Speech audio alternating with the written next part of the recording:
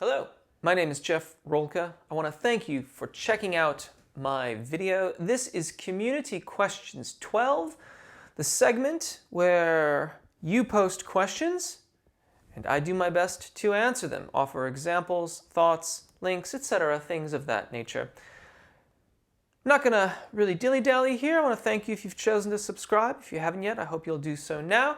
There are a myriad of ways that you can support my channel. They are in the description, and they do include not only Patreon, which gets you PDFs and MP3s from the videos, but also Amazon affiliate links, which cost you absolutely nothing, but do really help the channel in that a small portion of those sales come back to support here. But you will have to look for that below the index. On Community Questions 12, I put little snippets of the questions down there with time codes. So if you want to skip around, look for something that's of interest to you specifically, or a question that you're trying to get answered right away, check down there in the index, or make a nice cup of tea and have a Jaffa cake and settle in for Community Questions 12. I loved this question. What is the difference between head voice and falsetto? Okay. First, in vocal anatomy terms, it is the configuration of the vocal folds. So if you sort of like lopped my head off, my vocal folds would be kind of sitting in there like this. And they kind of, as air goes over them, they meet like a wave. When we go, and this is really difficult to show because I can't lengthen my hands, but if we were to go from chest voice to head voice seamlessly, then the vocal folds would remain adducted or closed. They meet along their entire longitudinal axis, the long axis here, right? They stay meeting. Configured for falsetto, there's a separation along the long axis of the vocal fold, and portions of the vocal fold get dampened, and this is what facilitates those higher sounds. So here's the problem, is that a lot of untrained male vocalists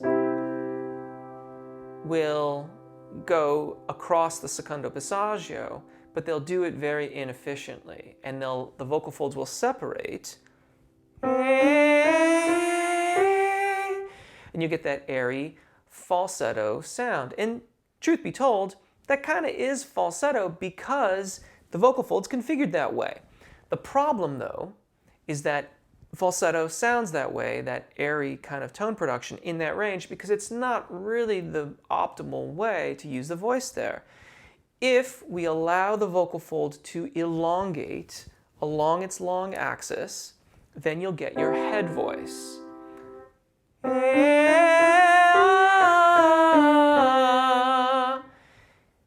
And the thing is that if I've done that well, and you're listening to a professional vocalist, they will mask the transition across the secondo passaggio. So it's not as if my voice has changed. I played the same scale there both times.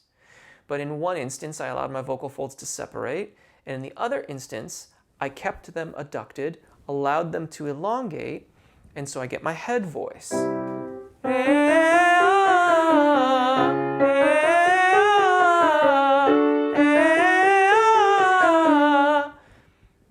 That's head voice.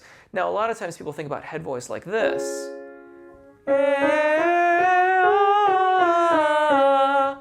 And that too is head voice. However, that iteration of it is really favoring one set of muscles over another. It's not as if in the example where my voice matches, I'm weighting my chest voice more. No. I am trying to be as balanced and neutral as I possibly can. In the other example, where it clearly kind of has that woo head voice sound, I am allowing my voice to emphasize the cricothyroid muscles, anterior and posterior. They're at the They're at either end of the vocal fold, and they're the ones that elongate it. And if I favor those, I get that sound. If I work towards balance, I get a nice, seamless, consistent transition across the secondo passaggio. And if I allow the vocal folds to separate, then I get that airy, falsetto-y kind of tone production. I hope that answers your question. As a baritone, I found a lot of trouble getting to my high notes. I can sustain until D4, but from there I tend to pull chest and strain a lot. Would your recommendations be on getting a lighter and more healthy sound? I'm from Venezuela, and I love your baritone vocal warm-ups. Yes, however, the lighter is because if you're straining, as you've indicated, and you're using that kind of that amount of vocal fold engagement as you approach the secondo passaggio, then you are going to be predisposed towards doing that in your practice. And so you have to work around that habit. So by being a little bit lighter on the thyroarytenoid dominant muscles as you ascend towards your secondo passaggio, in other words, lighter on the chest voice muscles as you come towards the break, then you can start making that transition. It may also benefit you to start from above your break or above your secondo passaggio and practice descending intervallic patterns, arpeggios and things like that. And that will help you to learn to make that transition consistently. And then you can narrow the interval so that you're getting closer to what it's like to sing songs, really, because oftentimes we're moving in stepwise fashion. Obviously, there are also skips and such, but we have to be able to do this stepwise fashion because we're almost certainly going to have to sing ascending and descending across the secondo passaggio. I'm a baritone in my late 20s. My voice, when singing softly, becomes hoarse around D sharp 4, G4, but it isn't when I'm singing full whack. For further reference, I started singing about 2 years ago, and at that time couldn't sing above an A3. Now I can softly sing to a D5. How can I improve its strength? There's kind of a lot of different questions in there. It does, however, mostly boil down to how you are using your voice. You're indicating that it's getting hoarse and straining, except when you're applying more, you're going full whack, as you say, which is to say probably applying more airflow. This would suggest that you're not supporting quite as effectively as you could at all the various volume levels. Now, when you're doing your vocalizations, I would advocate that you practice in a fairly neutral volume, neither too loud nor too soft. I'm going to talk more about that later because the last question deals with this too. But suffice to say, the vocalizations we want to be a neutral kind of volume. Volume changes, affectations, or like particular phrases in songs we work with in the context of those songs. So I would say if you need to sing high notes really softly, look carefully at the music that you're singing, grab the melody from that song and make it into a vocalization and practice that at the appropriate volume. But make your vocalizations home base. Then you go on to say that you can sing up to a D5, but I believe you say softly. Yes, softly. And D5 for a baritone, you know, to be sung with consistent tone quality would require a lot of engagement and quite a lot of airflow. I would expect that to be a fairly voluminous kind of articulation, even in a neutral mode of phonation.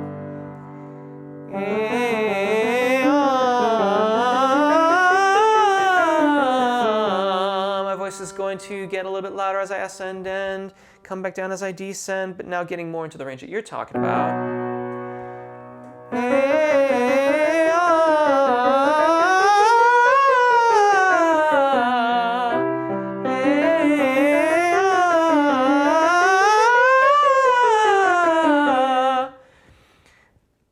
I'm working just towards neutral phonation, but as I ascend higher and higher, in order to maintain the resonances in my voice, I've really got to engage more and more and more Otherwise, my voice is going to start to do all sorts of different things to compensate for that lack of airflow. So it's hard to really know what's best to advise you in your question because there's a few different angles that you're looking at.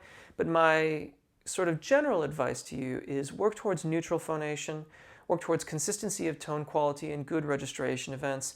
Monitor your airflow in this practice. That will tell you a lot about how your voice is operating and what you might need to do with airflow or vowel modifications or in other areas to make it smoother and get you what you want artistically. I would really love a connection exercise for whistle register. I'm a baritone. I know, I rolled my eyes as well. I did not roll my eyes. I never once did that when I read this question. And I can whistle from like E5 to E6, but I can't activate the stuff when I desire, like Mariah. I know you'll probably say I don't need it, but I don't feel complete not utilizing all of my voice in a performance. Okay, so first and foremost, don't let anyone tell you what you do or do not need in the expression of your artistry. That's up for you to decide. Now, there are certainly those who will have their opinions about these things, and that's fine. Hopefully, people are expressing that opinion when they are prompted, or in other words, when they are asked for their opinion, though that isn't always the case either. It is up to you to decide what you require for your artistic expressive endeavors, your artistic expression, whatever that's going to be. So if that's something that you need, then it behooves you to continue to explore and develop the skills that will satisfy those artistic goals. Going through your question, though, it seems like you can access it. You say that you can access it, but you can't do it when you desire. So it sounds as if it's either accidental, in which case it's very, very inconsistent. And that obviously is not particularly useful in a performance kind of situation. The problem here is that when you use your whistle register, it is a fundamentally different configuration of your voice than when you are going from, say, chest voice or thyroarytenoid dominant singing to head voice, cricothyroid dominant singing, and ultimately on to falsetto even. In the whistle register, the epiglottis closes over the vocal fold area, and it creates a small aperture that you then pass air through, creating the whistle. It is truly a whistle. For that reason, though, it is unlikely to ever really connect as seamlessly as you would from going from chest to head voice and onto falsetto, or vice versa. It is a really fundamentally different configuration. It would be like setting down your violin and picking up a flute or some kind of other, analogy. It is really a different way of using the mechanisms as opposed to head voice, which is an extension or just a usage of some additional muscles to act on the existing configuration. Because in head voice, the cricothyroid muscles elongate. Also, much as I would like to have exercises or videos, and I have thought about this because I've had this request a lot, much as I would like to make those videos, range extension of this character, even more so than like the flageolet areas of the soprano voices, because you're using your instrument in this very unusually configured way, I am of the opinion, and this is now my opinion, that the exercises to help you do that are going to be particularly suited to you. So finding the right place to make that transition from wherever it is you're going to go from, if you're going to start making the transition to your whistle register, like you're going to pop out of your head voice range into that area, or if you're going to try to extend your head voice to falsetto range to get closer to that E5 to E6 area, which is, that's doable. then all of those transitions have to come online and have to be in place before you get to smoothing out this registration event. And it's not really, I misused that term there. That's not really a registration event because it's a different way of using the apparatus. So it's arguable whether that transition will ever get to be particularly smooth. But if you have any hope of doing it, those exercises are going to be particularly tailored to you. I could tell you to just use the soprano videos because the soprano videos are all in that range. And what you could do as you develop this skill is use the soprano videos that are going from the E5 area to E6. Just working on your aural skills. Establish the whistle tone and sing the exercises there to work on your overall phonation, if you can use that word with whistle tone, the accessing of those pitches. And then work the transition separate. That's a lot of what we do anyway when we're working on extending our range. But again, all those other transitions have to be in place, and I suspect that it's going to become very, very unique to your own personal practice. And beyond all that, whistle register is not really my thing. I am much more interested and much more focused on the transition across the secondo passaggio and increasingly about primo passaggio activity, particularly in soprano vocals and to a lesser degree mezzos.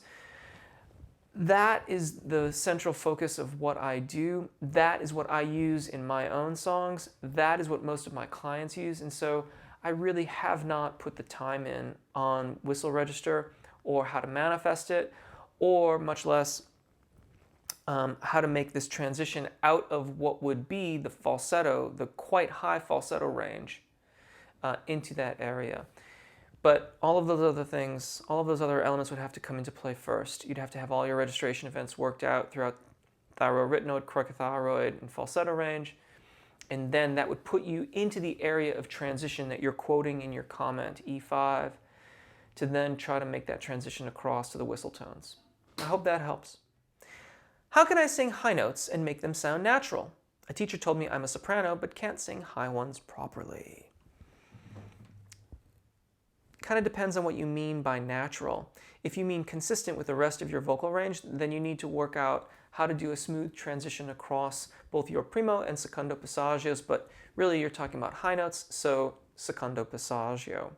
For the soprano, that's going to be somewhere around F5 or G5. And we make it smooth by making incremental changes throughout the span of our mixed range. In your case, the space between the middle, upper and lower middle voice registration event and the secondo passaggio. Those incremental changes will allow you to get into your cricothyroid dominant singing voice or head voice properly, and you'll maintain, or will have the ability with practice to maintain consistent tone quality. Jeff, they say, I know you are closed. That was confusing when I read it because I'm like, what do you mean? I'm not closed. I'm doing email right now. But what they meant was that Community Questions 12 was closed. But can you do some intermediate level lessons? I'm trying to transition from beginner to intermediate. Yes, in a word. Thank you for bringing that up. I appreciate it, and we'll absolutely do some of those probably in a couple weeks. I tried your comprehensive soprano warm-up, and I really found it hard to do the part where there are so many notes and it's fast. How can one improve that? Like hitting all those notes. Heh heh. One, the gear. If you're using like a laptop or a desktop system, there's a gear in the lower corner of the video. You can reduce the speed of the video. That would be one thing to do. I don't know if it changes the pitch though. I don't think it changes pitch. But what you would do is slow it down, practice it in that tessitura until the sequences are comfortable and you're feeling good about it, and then go back to normal speed and carry on from there. I suspect when you're asking about the end of the video that you're referring to a lot of the exercises that go quite into the upper register of the voice. And a lot of times those exercises are best done quickly.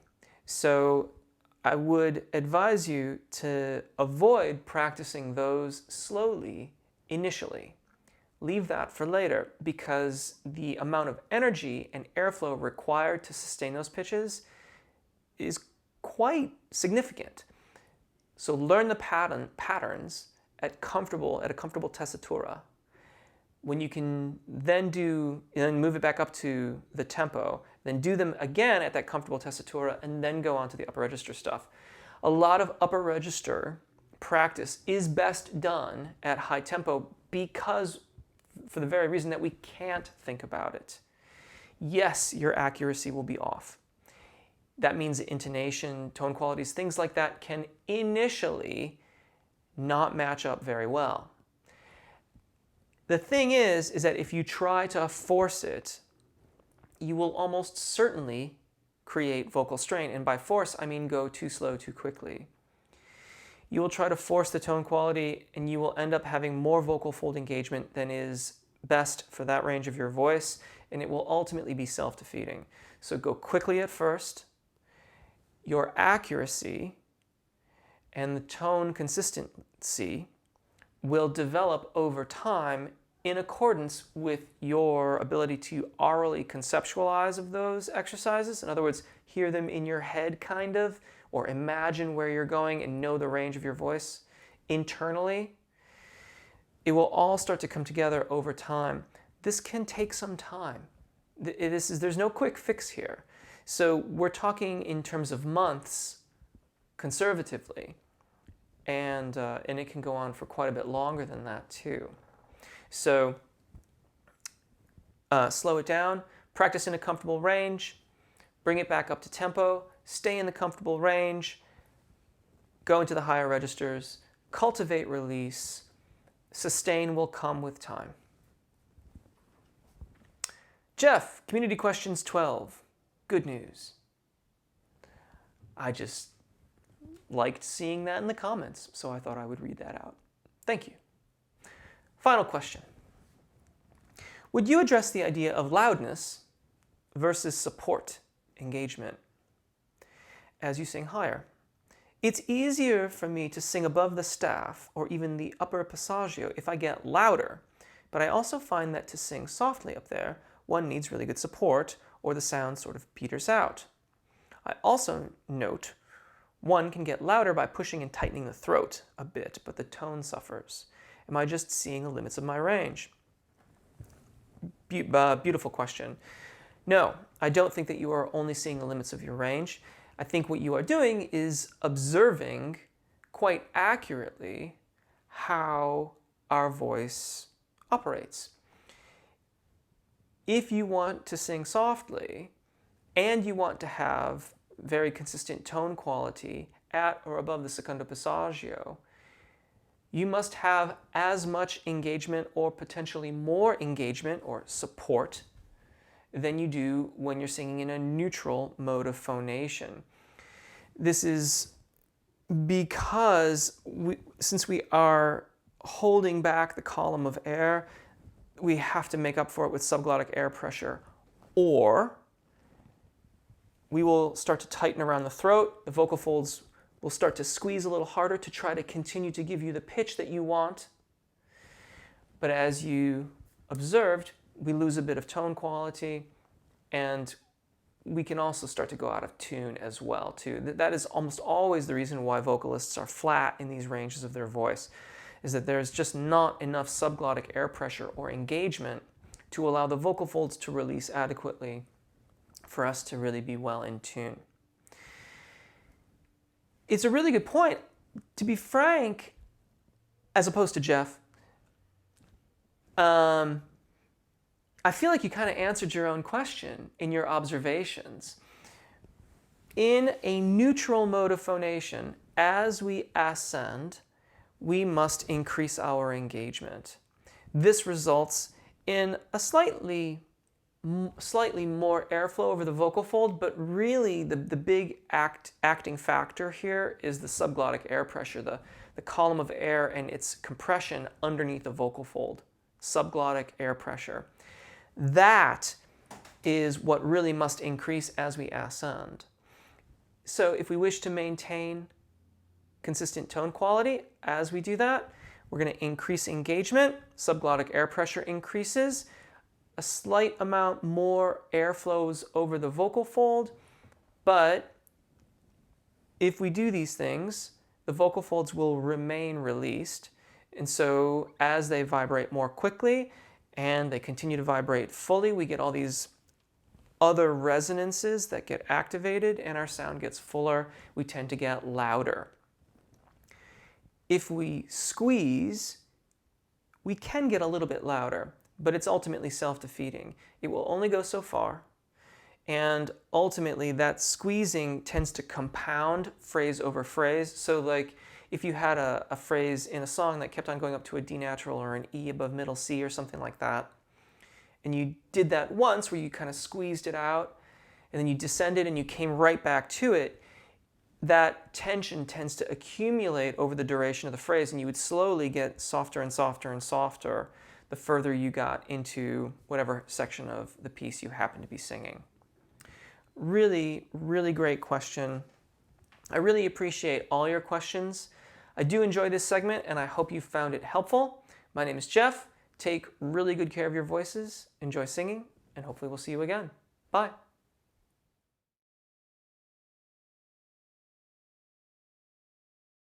Fly. Go away.